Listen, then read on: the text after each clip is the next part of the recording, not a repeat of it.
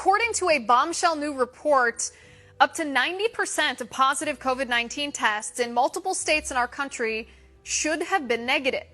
And before Facebook censors this video, or Snopes or PolitiFact tries to slap a fact-check label on it, this report came from the New York Times.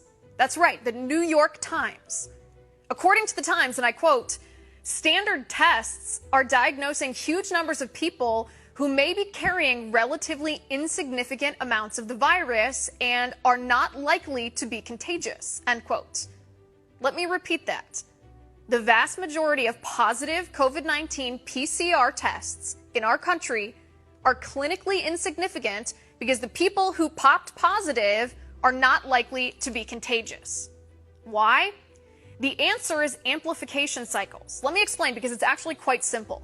A PCR test, which is the most common type of COVID-19 test, the kind you're familiar with, identifies the virus's genetic material in a swab sample and then amplifies it over and over again until a machine can detect the DNA of the virus. If the machine detects the virus's DNA, then the test pops positive. But the number of times the genetic material on the swab sample is amplified is hugely important because it correlates to viral load. We're all familiar with the idea that if you get COVID-19 and you're asymptomatic, you likely have a very small viral load in your system. Or conversely, if you get COVID-19 severely, you might have a higher viral load. Well, if you amplify the genetic material of the swab sample enough times, you will detect the virus DNA even if the viral load in the person's body is clinically insignificant. Meaning, even if that person only has traces of the virus in their body, even if they're not symptomatic themselves, even if they're very unlikely to be contagious and transmit the virus to other people. So the New York Times examined COVID-19 testing data from New York, Massachusetts, and Nevada, and found, and I quote, up to 90% of people testing positive carried barely any virus, end quote.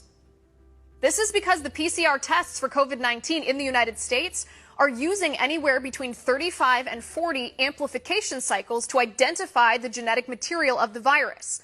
And many experts agree that anything higher than 30 amplification cycles will result in inactive, dead, or clinically insignificant amounts of the virus being detected, therefore causing the test to show up as positive.